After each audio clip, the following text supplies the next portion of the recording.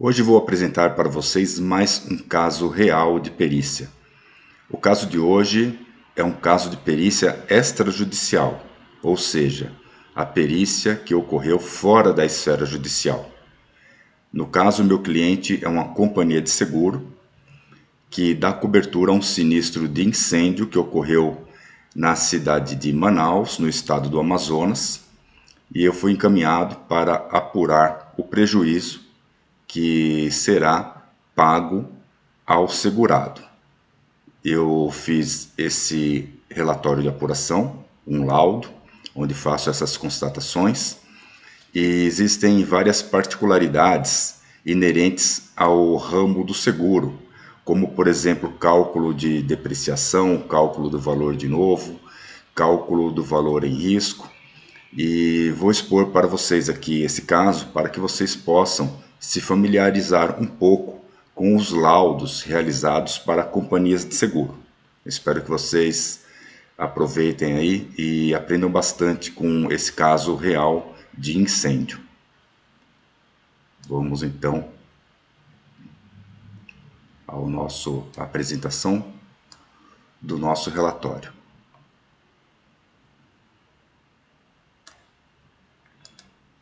Temos aqui o nosso relatório, Tecnoprata Engenharia Limitada, a minha empresa, sou um prestador de serviço de várias companhias de seguro, onde eu atuo como perito extrajudicial.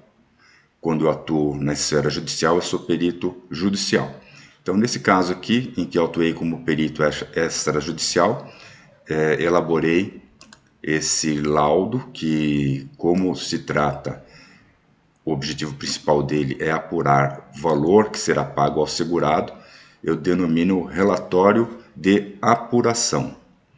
Aqui nós temos nesse campo o segurado, que é o nome do contratante da apólice de seguro, o número do sinistro. Quando a seguradora é acionada, ela atribui àquele sinistro uma numeração que vai ser a identificação do sinistro do começo até a liquidação. Então aqui nós temos um número do sinistro, o endereço do imóvel sinistrado, no município de Manaus, estado do Amazonas, e essa perícia eu realizei dia 17 de julho de 2016.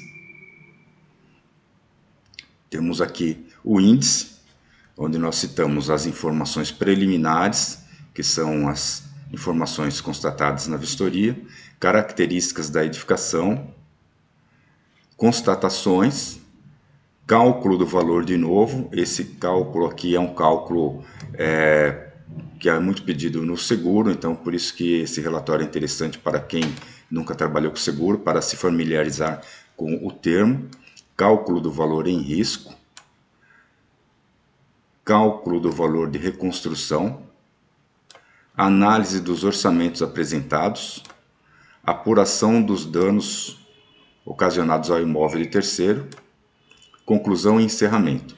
Então, esses elementos que eu grifei são os principais desse relatório, que seriam os cálculos de valores, que é o objeto do nosso contrato, a apuração dos valores que serão indenizados ao segurado.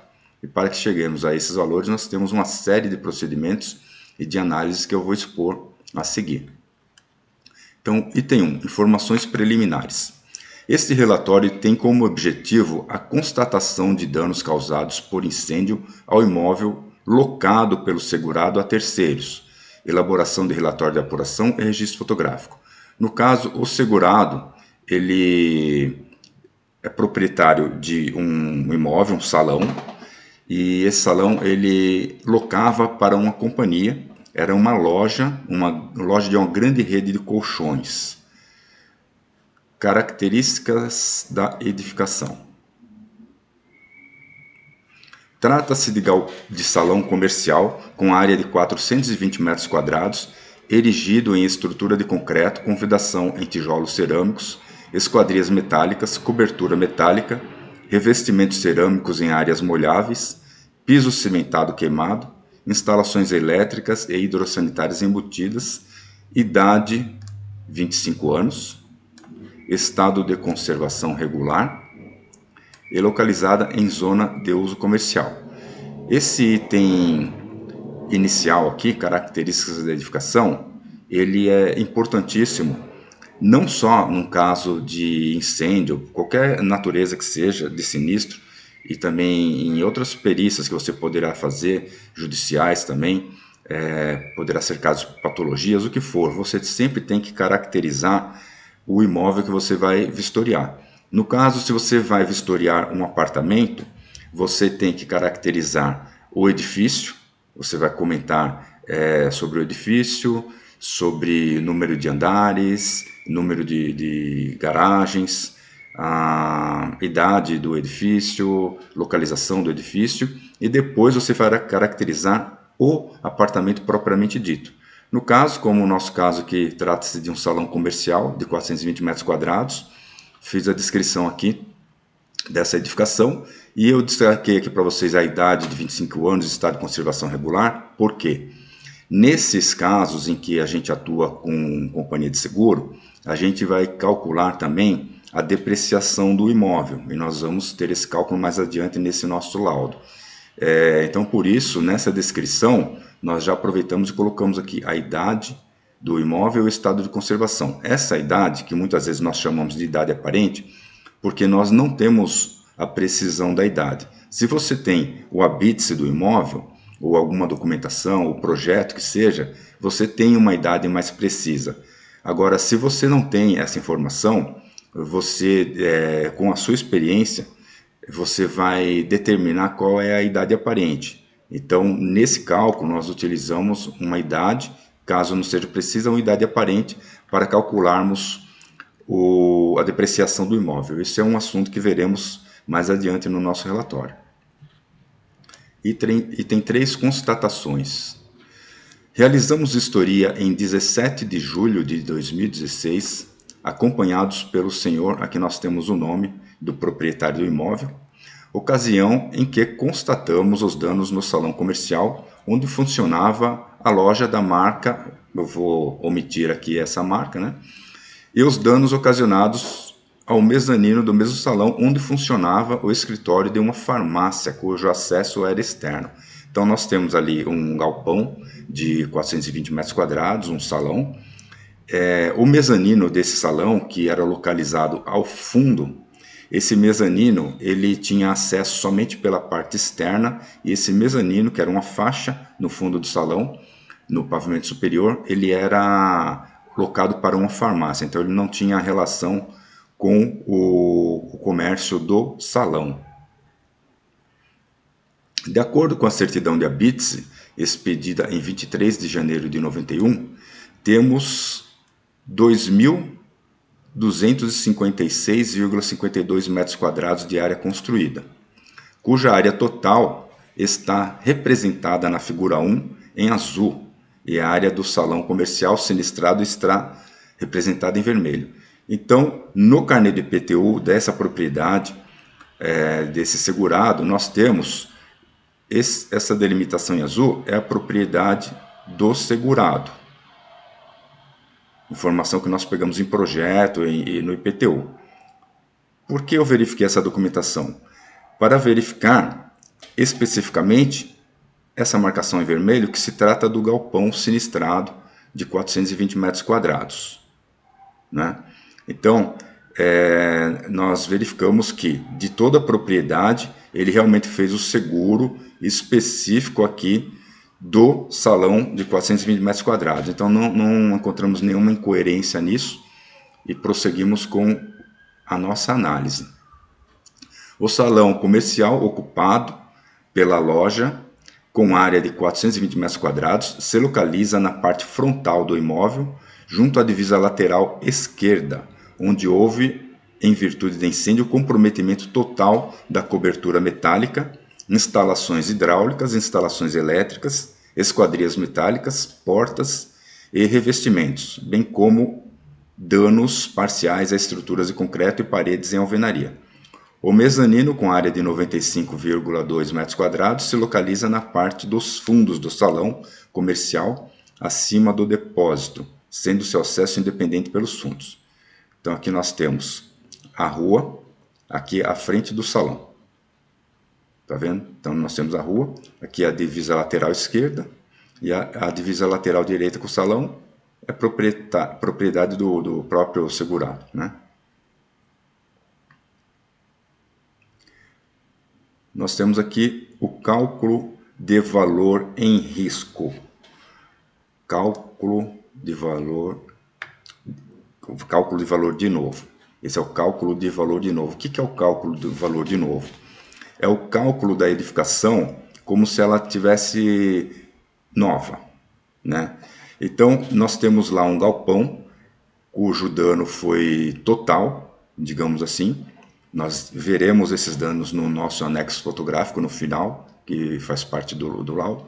Então, nós calculamos o valor de novo, considerando que foi o salão perdido completamente. Esse valor nós calculamos como referência, não será o valor que será pago, porque existe aí a aplicação de depreciação e existe um outro cálculo que nós iremos expor, que é o cálculo de custo de reprodução, que é o cálculo que realmente nós iremos identificar o valor para a reconstrução do imóvel. Por quê? O cálculo do valor, de novo, você tem inclusive fundações. No seguro não há cobertura para fundações. E esse salão, ao ser reconstruído, as fundações elas não foram atingidas pelo incêndio, também não sofreram abalos. Então essas fundações elas serão aproveitadas, de forma que o cálculo do valor, de novo, que é um cálculo do valor para reconstruir aquele imóvel, ele vai estar considerando inclusive as fundações, né? Então, esse valor, de novo, que nós vamos calcular aqui, ele é apenas uma referência. Eu vou fazer essas passagens e vocês vão entender melhor o porquê desse cálculo. Então, o cálculo do valor de novo, nós temos aqui a definição. Valor de novo é o valor do CUB vezes a área total. CUB significa custo unitário básico. Várias publicações oficiais decorrentes de pesquisas de mercado apuram mensalmente qual é o custo unitário básico de acordo com o tipo de edificação. Então você tem custo unitário básico para apartamentos, para residências, para salas comerciais, para galpões, para diversos tipos de edificações e relacionados também ao padrão dessas edificações. Então, nós procuramos aqui o custo unitário básico de salões comerciais, salas e lojas. Então, esse valor que nós apuramos aqui, que nós conseguimos nas publicações de 1.119,68, é o custo unitário básico específico de áreas comerciais e salas e lojas. Então, nós aplicaremos aqui no nosso cálculo esse valor específico do CUB de salão comercial. Nós temos que a área total é 420 metros quadrados. Se o valor, de novo, é o valor do CUB vezes a área total, ou seja, o valor do metro quadrado vezes a área total, nós temos o valor, de novo, é 1.119,68 vezes 420 metros quadrados. Então, nós temos que o valor, de novo, é R$ 470.265,60. Então, se nós fôssemos construir esse salão, nós iríamos gastar, na época, R$ 470.265,60. Então, nós passamos aqui ao cálculo do valor em risco. O cálculo do valor em risco, o que seria? Não é o valor de novo, é o cálculo do imóvel já depreciado, é o cálculo do imóvel já com o passar dos anos, ele já não era mais um imóvel novo. Então, por isso foi interessante que nós apurássemos qual era a idade do imóvel e o seu estado de conservação, porque esses dois itens, essas duas informações, elas serão fundamentais para o cálculo da depreciação. Então, para que a gente faça o cálculo do valor em risco, que é o valor, de novo, depreciado, nós precisamos, então, calcular a depreciação. Então, o que nós temos? Para o cálculo da depreciação, utilizaremos o método de Ross-Heideck, que leva em consideração o obsoletismo da idade e o estado de conservação do imóvel. Esse método de Ross-Heideck, ele foi elaborado por dois engenheiros, Ross e Heideck, né? E esse método, ele é o método que eu sempre utilizo para cálculo de depreciação de imóveis, justamente porque ele leva em consideração a idade do imóvel e o estado de conservação. Alguns profissionais, equivocadamente, aplicam o método da linha reta, por dois motivos. Por desconhecerem o método de Ross-Heideck, muitas vezes são profissionais que não são qualificados ou especializados, ou não são engenheiros, ou não são arquitetos, são de um segmento e fazem uma analogia de que método de depreciação existem vários, mas todos podem ser aplicados. Mas não. O método da linha reta, que muitos utilizam para edificações, ele é mais adequado para a depreciação de equipamentos, né? Ele não é tão adequado para edificações, porque ele não leva em consideração a idade do imóvel e a conservação, né? Então, esse método da linha reta, ele não é adequado. Você pode fazer um comparativo que você vai ver que vai haver diferença. Então, sempre quando for o cálculo de depreciação de imóvel, o mais adequado seria utilizar o método de Ross-Heideck. Então, o método de Ross-Heideck, nós temos que calcular o coeficiente de depreciação K. Eu vou fazer em breve um vídeo explicando como faz esse cálculo do método de Ross-Heideck, porque nós utilizamos para esse cálculo também algumas tabelas, algumas planilhas, onde nós achamos esse coeficiente K. Então, aqui eu não tenho essa planilha para mostrar para vocês no laudo, mas eu vou mostrar passo a passo em outro vídeo como fazer então esse cálculo, tá? Só estou mostrando aqui para vocês que existe uma metodologia a ser seguida. Então, no cálculo do coeficiente de depreciação K, que é utilizado no método de Ross-Heideck, nós precisamos ter a idade do imóvel, que nós temos 25 anos, o estado de conservação, que é um estado de conservação regular, ou seja, o imóvel ele não está em excelentes condições, também não está em condições péssimas ou ruins, ele está na média, então o estado de conservação é regular. A vida útil do imóvel é 60 anos. Esse tipo de edificação, a durabilidade dela é 60 anos. Isso também nós temos literaturas que determinam quais são a vida útil de cada tipo de edificação, residencial, comercial, galpões. Então, para esse tipo de edificação, nós encontramos que a vida útil do imóvel é 60 anos. Então, a idade em percentual da vida útil é a idade do imóvel dividido pela vida útil. Então, o percentual de vida desse imóvel, ele, dentro da vida útil que ele teria de 60 anos, ele já passou por 41,67%. Ele já viveu, digamos assim, entre aspas, né? 41,67%. Então, aplicado à depreciação, nós vamos encontrar esse coeficiente K na planilha que eu considerei, que eu comentei com vocês, né? E esse coeficiente K, ele vai cair, dificilmente ele vai cair naqueles valores que nós temos na planilha. Às vezes ele cai em intervalos. E quando ele cai em intervalo, você tem que fazer a interpolação linear, que muitos também desconhecem o que seria. É uma regra matemática onde nós conseguimos, tendo esse intervalo e as duas referências comparativas, nós conseguimos achar precisamente o valor que está dentro desse intervalo. Então, esse coeficiente K, através do cálculo por interpolação linear, nós chegamos a um determinado valor e chegamos aqui ao D, que é o que nós precisávamos para aplicar a depreciação, né? Então, nós temos aqui cálculo do valor em risco atual. O valor em risco, que é o valor atual, é o valor de novo vezes a depreciação. Tá certo? Então, nós temos aqui o cálculo de valor em risco, R$ 470.265,60, e aplicamos aqui o coeficiente de depreciação. Então, nós encontramos que o valor em risco atual seria de R$ 322.978,41. Ou seja, aquele valor total que nós havíamos calculado, como nós encontramos que a depreciação foi de 41,67%, Essa expressão aqui nada mais é do que aquele valor de novo que nós havíamos encontrado, menos 41,67%, e nós chegamos aqui a quanto vale o imóvel já aplicada a depreciação. Então, o imóvel com a aplicação da depreciação é o chamado valor em risco atual, que é o valor do imóvel atualmente, o valor do imóvel já depreciado. Então, nós temos aqui o valor do prejuízo de novo. Por que nós calculamos, então, o valor de prejuízo de novo?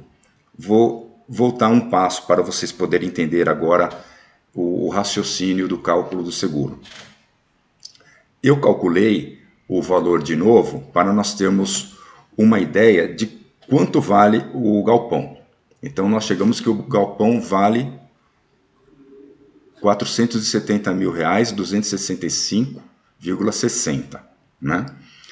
Então, quando a seguradora pede os orçamentos para o segurado, ainda mais no caso desse que houve praticamente uma perda total, o segurado vai apresentar valores que vocês vão ver adiante que são exorbitantes, né? Não porque o segurado queira fraudar a seguradora.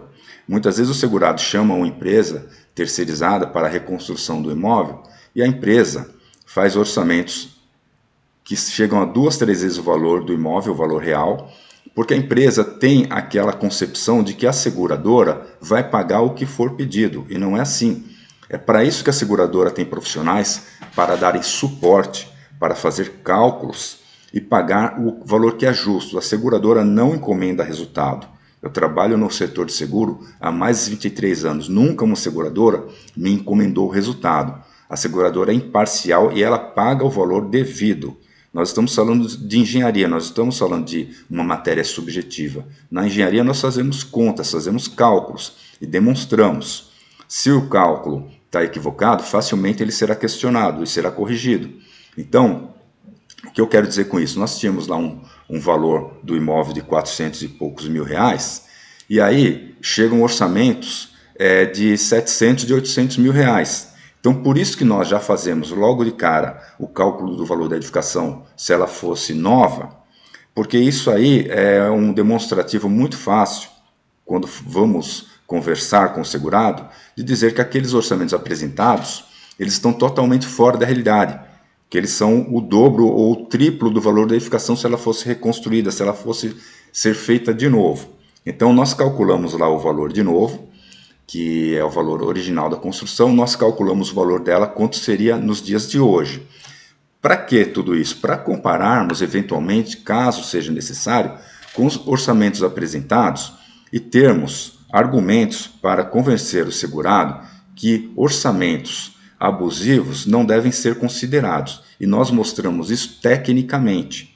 Nós não ficamos debatendo com o segurado se o orçamento está caro, se está barato. Nós apresentamos, através dos nossos cálculos e os nossos métodos, demonstramos claramente para o segurado que os orçamentos estão equivocados.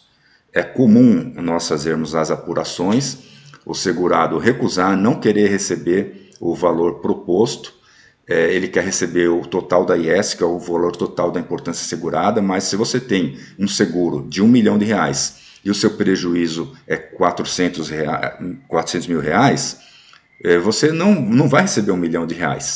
Então, o erro do segurado, muitas vezes, é de achar que ele tem uma pólice de R$1 milhão, que acontecendo um sinistro ele vai receber R$1 milhão. Não, a seguradora vai pagar um profissional para apurar o valor justo. Se não fosse assim, a seguradora não precisaria ter perito. Aconteceu o sinistro, a seguradora faria lá o pagamento para o segurado. E, inclusive, tem que ser assim para que seja evitado fraude, porque senão fica muito fácil. Você contrata um seguro de R$1 milhão, causa um sinistro, um incêndio, coisas desse tipo, e vai lá e pleiteia junto à seguradora, ela vai pagar R$1 milhão. Então, isso não existe, né? Existe técnica, existe regras, existe dentro do contrato de seguro as condições da apólice, tudo isso é analisado. Existem também outras condições técnicas que eu não vou colocar aqui, que é o rateio. Quando o segurado ele faz um seguro, por exemplo, de R$300 mil e acontece um prejuízo de R$1 milhão, quer dizer que ele assegurou a propriedade dele por um valor inferior ao que valia. Então, ele vai concorrer ao rateio no prejuízo. A seguradora vai fazer um cálculo de rateio onde o segurado também vai entrar com essa participação. Mas isso é um assunto muito específico que não vem ao caso. Vamos então voltar ao nosso tema, que era a apuração do valor a ser indenizado ao segurado. Então, o cálculo do valor do prejuízo, de novo, tendo como base os danos constatados na vistoria, efetuamos comparação entre o escopo que definimos e o escopo sugerido nas propostas dos prestadores, sendo desconsiderados dessas propostas os itens a seguir de acordo com as justificativas expostas. Então nós veremos mais adiante que eu elaborei uma planilha orçamentária muito detalhada. Então tem uma planilha orçamentária muito detalhada de forma que nós não omitimos nenhuma etapa construtiva e aí nós conseguimos comparar com os orçamentos apresentados pelo segurado, que geralmente não é tão detalhado.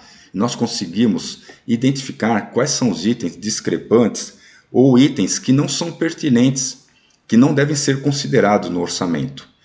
Quando você faz essa análise, você já descarta, via de regra, né? Muitas vezes não acontece, mas sempre acontece assim na maioria das vezes, você descarta já muitos itens que estão onerando aquele orçamento e que vai diminuir muito o valor do prejuízo, da indenização que a seguradora vai fazer, não porque a seguradora quer pagar menos, mas que são itens que não fazem parte da cobertura ou são itens que não devem ser considerados.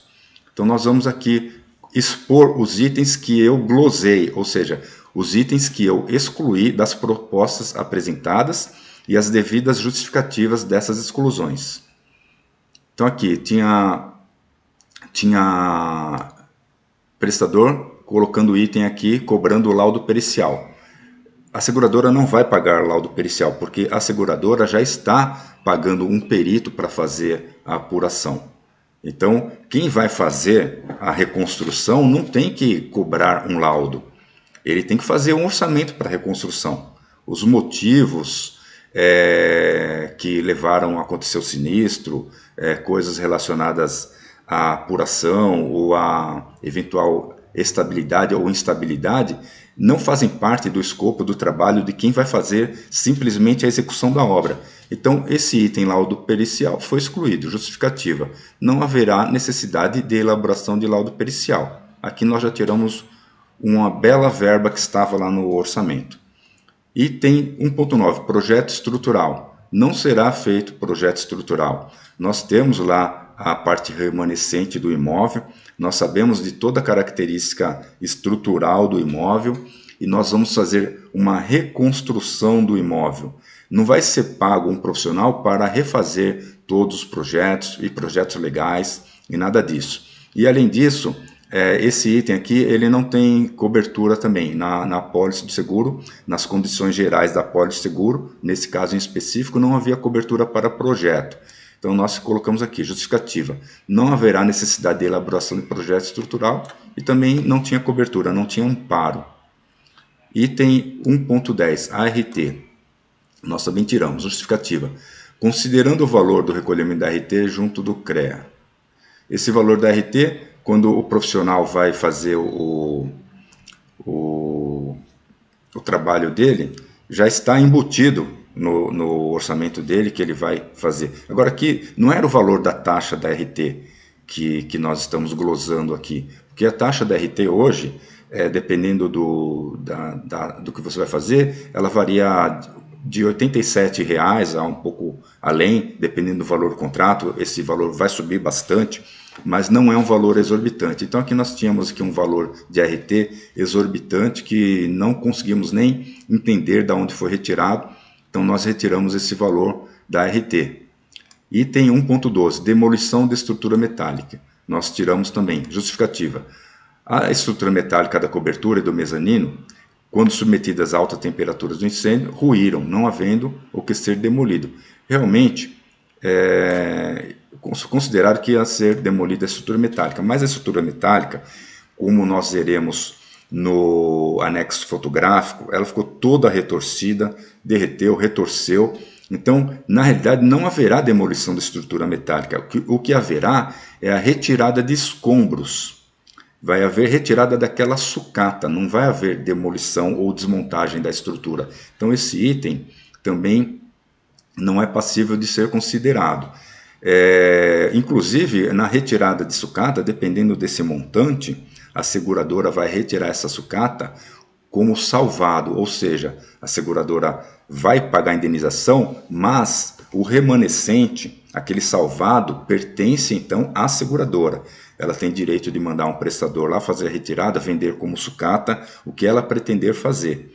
Então, a demolição da estrutura metálica foi também glosada. Item 2.2, jateamento de estrutura metálica. Justificativa da retirada desse item. Já está sendo considerado fornecimento de estrutura metálica nova nos itens 3.1 e 3.2. Quando nós temos um orçamento de estrutura metálica, a estrutura metálica, o orçamento contempla a entrega dela e preparada, inclusive a montagem. Então, o que estava sendo considerado? O item da estrutura metálica, a venda da estrutura metálica pronta, mas a parte estava sendo considerado também o jateamento da estrutura, né? Jateamento de estrutura, para quem não está familiarizado, quando você faz uma estrutura metálica, o ferro, aqueles perfis metálicos que são utilizados para a confecção da estrutura metálica, você vai soldar os elementos, tudo, você vai formar tesouras ou arcos, e essa estrutura metálica ela sofre oxidação nesse processo de fabricação, ela está exposta ao tempo, muitas vezes sofre oxidação. E para que ela seja preparada para receber então o acabamento, ela é jateada, é jato de areia. Então é aplicado um jato de areia à estrutura metálica que oferece um tratamento como se fosse praticamente um lixamento, fazendo uma analogia, como se fosse um lixamento, só que não é um lixamento manual nem mecânico, ele é a remoção da oxidação através de jato de areia, é um jato com pressão de areia. Serviços de hidratação. Justificativa. A hidratação é um serviço inerente à execução da estrutura. Então aqui, eles estavam cobrando até a hidratação de execução de estrutura. Isso aqui não existe, né? Então nós já tiramos também esse item. Item 3.3. Aplicação de fundo anticorrosivo. Justificativa. A estrutura, quando fabricada, já é entregue com aplicação de fundo anticorrosivo. Ou seja, estavam cobrando a estrutura pronta, metálica, e estavam cobrando também a parte, todas as etapas de fabricação da estrutura, só não estavam cobrando novamente o aço, porque estavam cobrando o tratamento e o acabamento da estrutura. Ela já é entregue pronta. Então esses itens foram retirados. Emassamento com massa acrílica. Justificativa. Não será efetuado emassamento de paredes externas e sim pintura. As paredes externas, as paredes remanescentes, ou seja, as paredes que ficaram no perímetro externo, elas não serão revestidas novamente de forma que irão necessitar de emassamento em massa acrílica. As paredes externas serão pintadas. Então, tiramos o emassamento com massa acrílica. Item 14.1. Limpeza mensal e permanente da obra. Justificativa. A organização e limpeza permanente da obra é uma obrigação do prestador de serviços. Também nós tiramos esse valor, que era um valor exorbitante.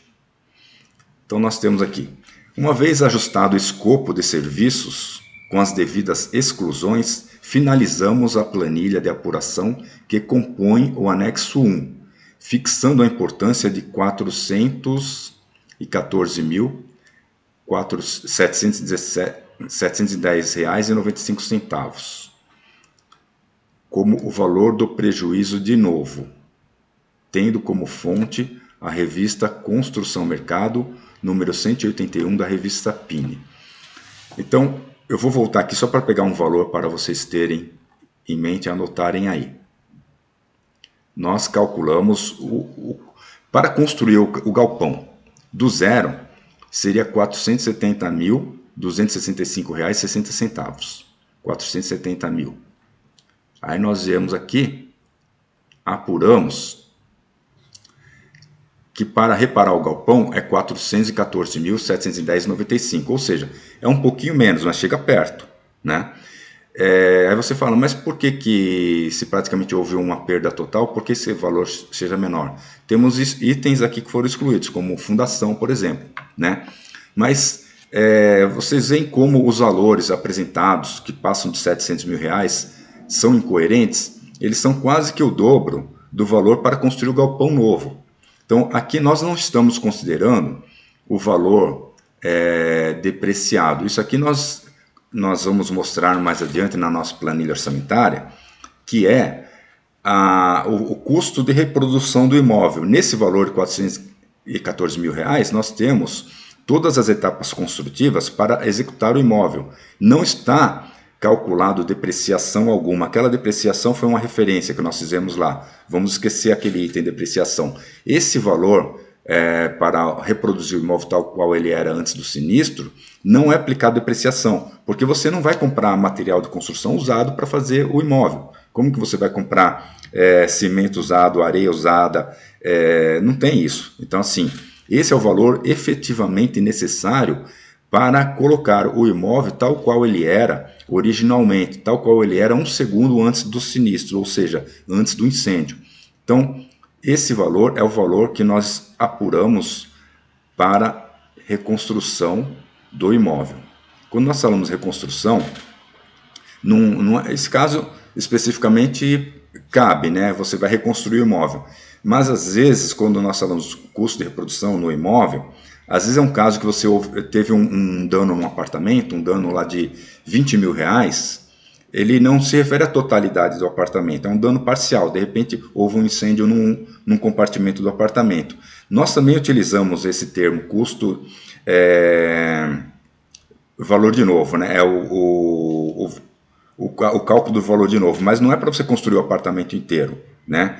É o cálculo do reparo. Então, nós estamos se referindo aqui ao valor do reparo, tendo como fonte a revista Construção Mercado, ou seja, nós temos que citar de onde nós tiramos os valores, se foi pesquisa de mercado, se usou como referência alguma publicação.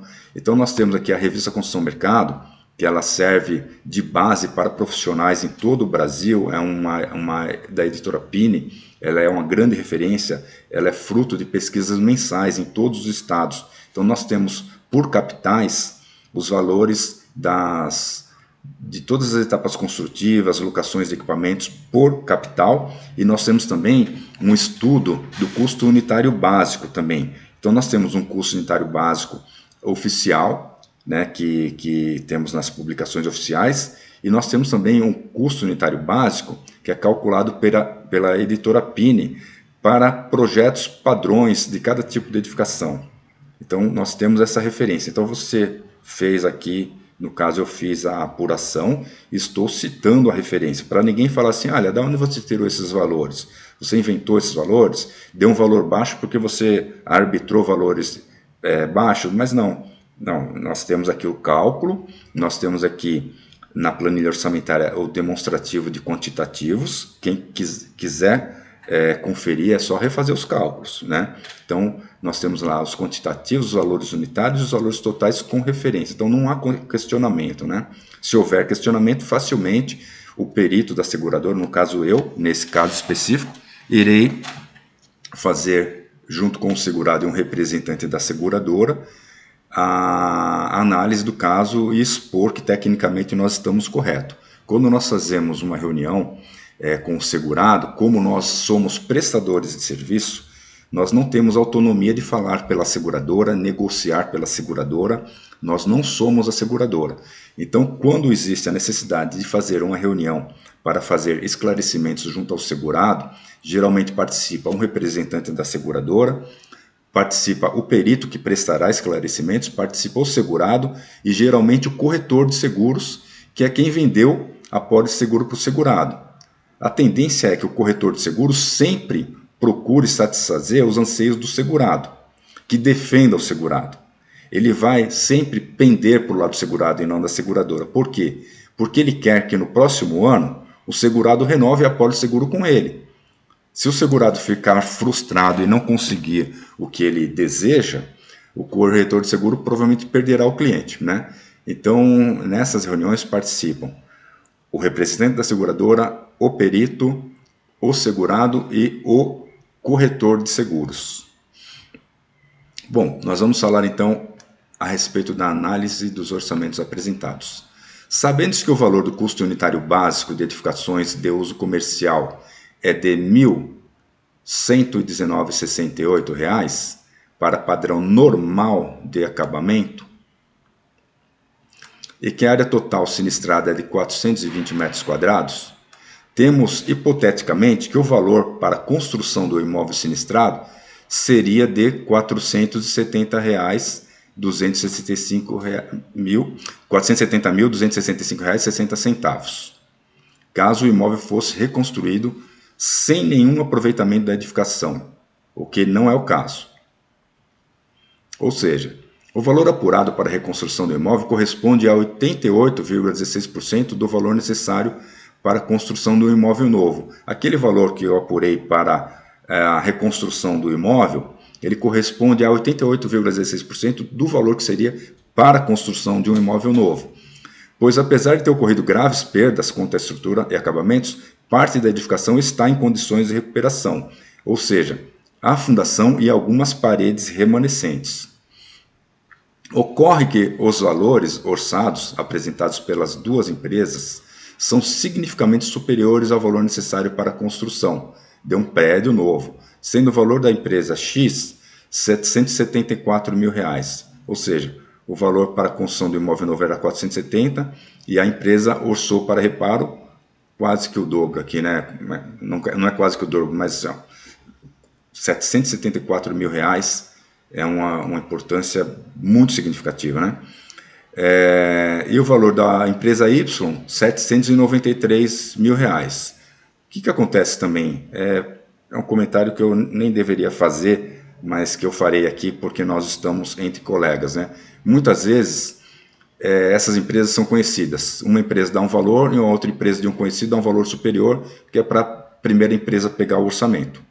Então, muitas vezes a gente pega orçamentos, eles são cópias, a pessoa não se dá o trabalho nem de mudar o tipo de fonte que utilizou, os erros ortográficos são os mesmos, né?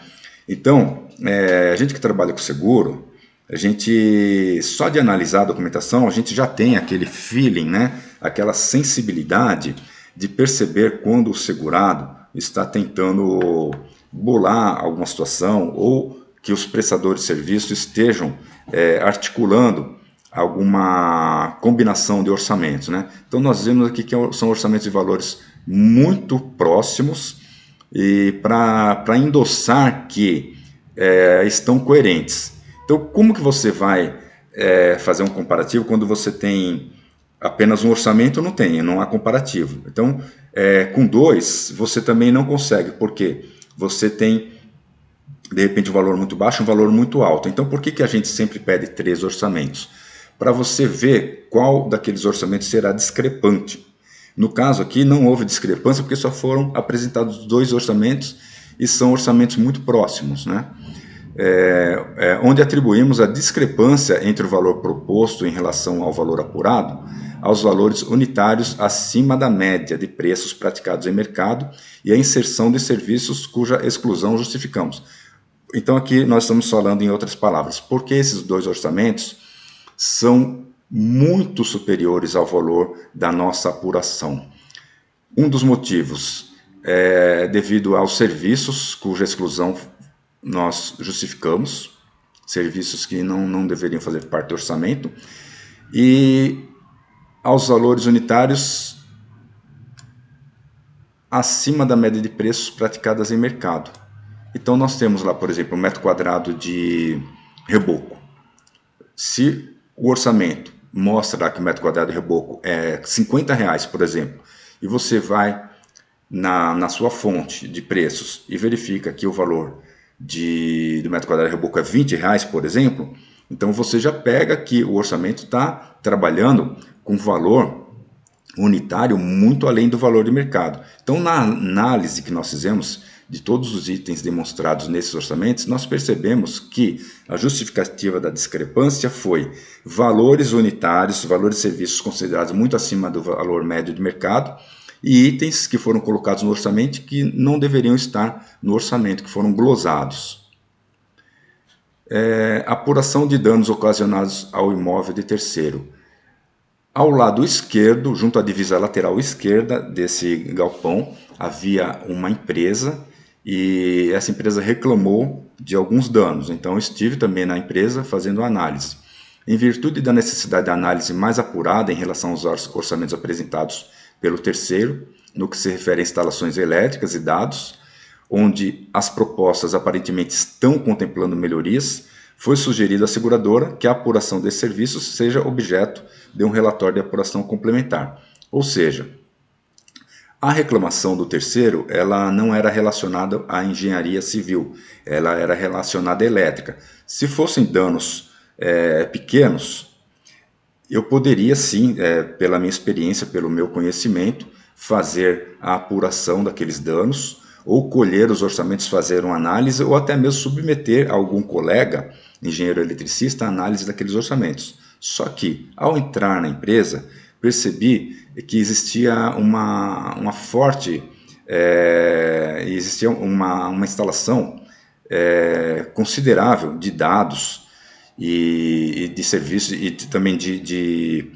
equipamentos que foram instalados com o pretexto de que aqueles equipamentos eram imprescindíveis, a empresa não podia parar e tudo. Então eu vi uma série de instalações novas, e essas instalações são caras, e não houve chama que tenha atingido essa empresa, não houve sequer uma propagação de calor que pudesse atingir as instalações da empresa em todo o seu perfil longitudinal, ou seja, da frente até o fim da empresa, em todos os compartimentos, como que esse calor, como que esses danos poderiam se propagar dessa forma. Então, não consegui enxergar ali consistência quanto ao pleito do terceiro. Então, eu também, por ser engenheiro civil, poderia ser questionado lá adiante por ter entrado na área de elétrica, na área de informática. Então, o que eu fiz? Sugeri à companhia que encaminhasse um colega, engenheiro eletricista, para fazer a perícia. Então, foi encaminhado um colega nosso ao terceiro, e realmente verificou que haviam ali algumas melhorias que ele também glosou e considerou só o que era de direito. Então, quando você vai fazer uma perícia e algo fugir da sua área, você, estando a serviço de uma seguradora, você comunica à seguradora: olha, eu preciso de um outro profissional aqui, porque existe uma matéria aqui que foge do meu conhecimento, da minha competência. Então, encaminha, por gentileza, aqui um engenheiro eletricista. Foi isso que foi feito, né?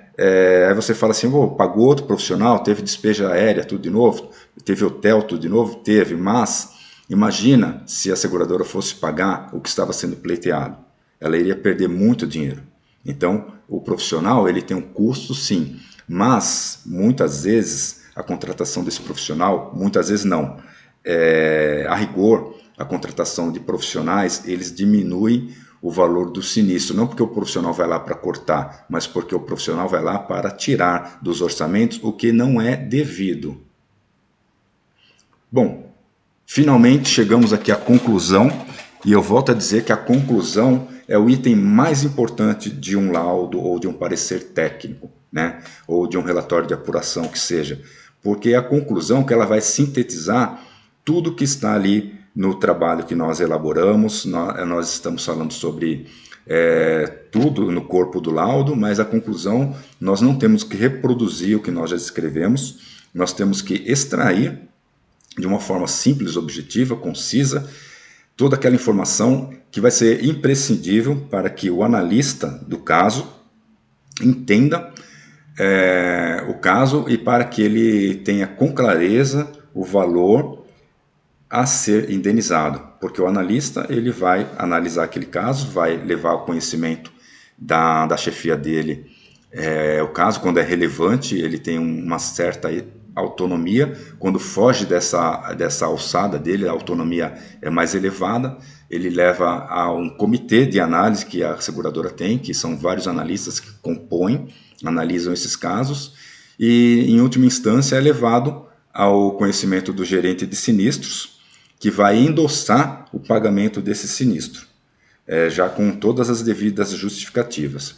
Então nós vamos à conclusão do nosso relatório de apuração.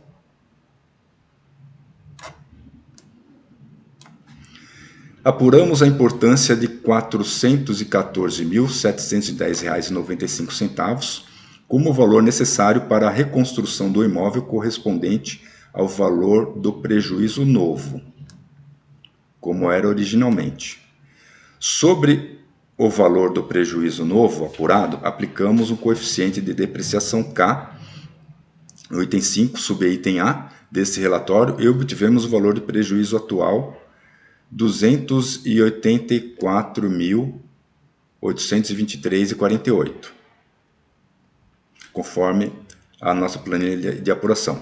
Ou seja, nós apuramos aqui o valor de novo, que é o valor para a reconstrução do imóvel, né? Então, para fazer o reparo naquele imóvel, vai custar esses R$ 414.710,95. Nós calculamos particularmente esse valor depreciado. Isso aqui vai servir para o analista, porque se nas condições gerais da apólice houver alguma menção ao pagamento do valor depreciado, algum tipo de restrição, o analista já terá esse valor calculado. Se houver necessidade de rateio ou alguma característica técnica específica do seguro, vai caber ao analista analisar e aplicar. Então nós fizemos esse cálculo aqui, mas o que interessa mesmo é o valor da importância, que foi 414.710,95. Esse valor é o valor que, segundo o nosso relatório, será suficiente para deixar o imóvel tal qual ele era 1 segundo antes do incêndio. Então nós fazemos aqui o encerramento.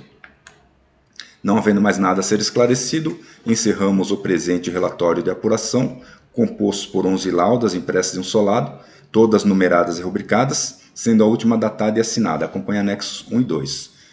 Esse aqui, relatório foi feito em Santo André, em 29 de setembro de 2016.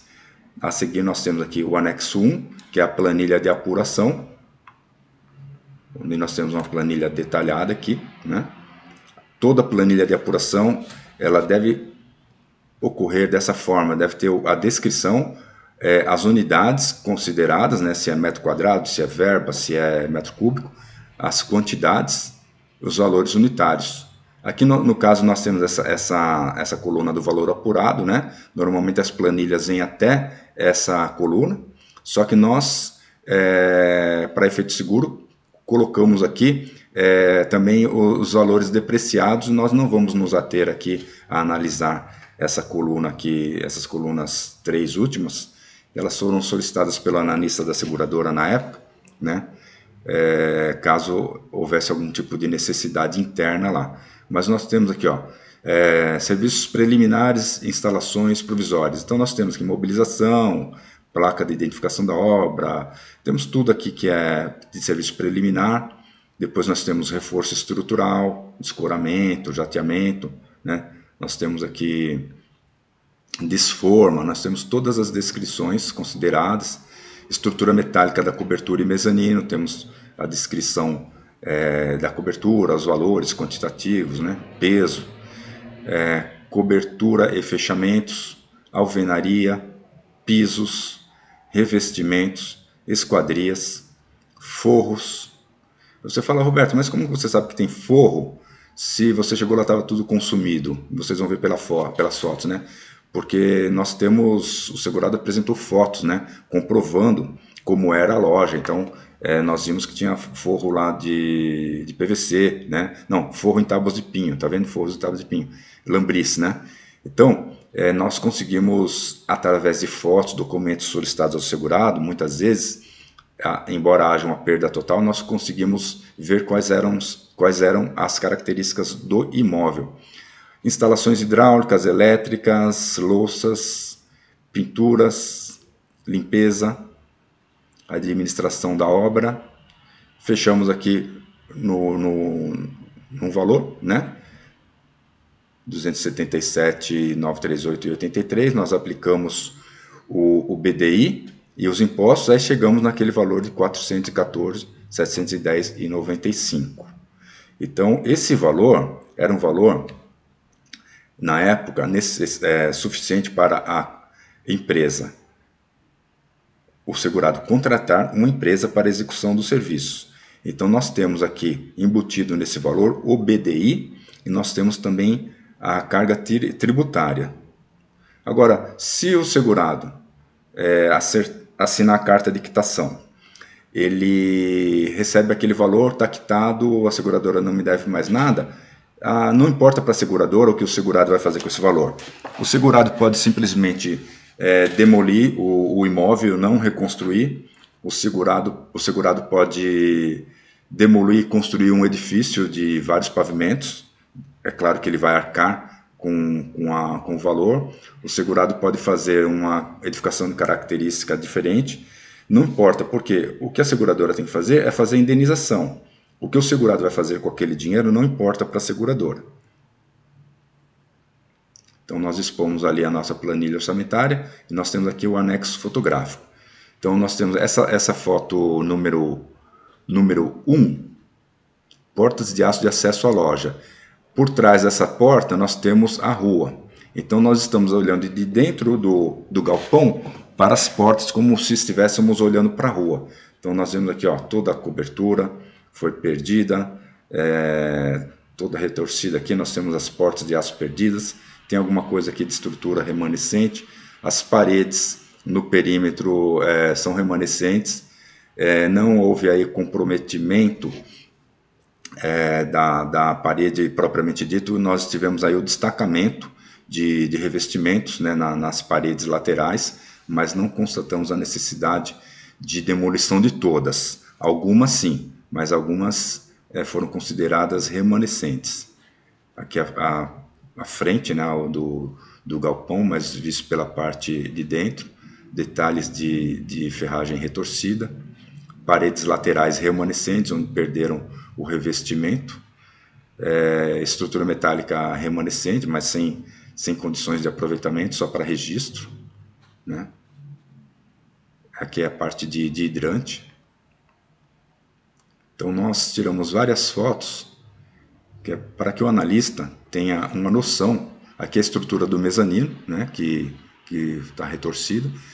Aqui é o mezanino, então o mezanino nós temos uma parte aqui que é laje, e que nós vemos aqui, depois era composto por uma estrutura metálica que acabou ruindo. Então, essas fotos, elas são essenciais para que o analista tenha uma visão do sinistro, né, entenda as características do sinistro, e as fotos também, elas documentam, né? Olha, a estrutura toda perdida, elas são registros, elas documentam o sinistro propriamente dito. Aqui é a caixa de passagem de elétrica. Então, não sei se vocês já se depararam com um incêndio. Nós entramos, então chega assim essa camada de escombros. Isso aqui é natural encontrarmos, e aquele odor característico. Muito cuidado para andar por aqui, né? Já foi feito o rescaldo, mas muitas vezes nós temos parafusos, nós temos elementos perfurantes aí, então muito cuidado, sempre fazer a vistoria, no mínimo com uma bota de segurança, né, para que não haja risco de acidente. Aqui é a parte entre os dois imóveis, né, o imóvel sinistrado e o outro imóvel que não foi atingido pelas chamas, porque nós temos um corredor aqui relativamente largo, por onde passam veículos aqui, até caminhões. Mostramos novamente aqui o corredor. Aqui é o prédio sinistrado, e esse prédio que foi preservado pertence ao segurado, mas não ocorreu nenhum tipo de dano, porque não houve propagação de chama nem de calor. Aqui há uma empresa que o segurado tem aos fundos também, faz parte da propriedade, mas não foi atingida a frota de veículos aqui. Aqui nós temos mais fotos do galpão. E é isso, nós chegamos ao final do nosso relatório de apuração, onde nós atuamos como peritos.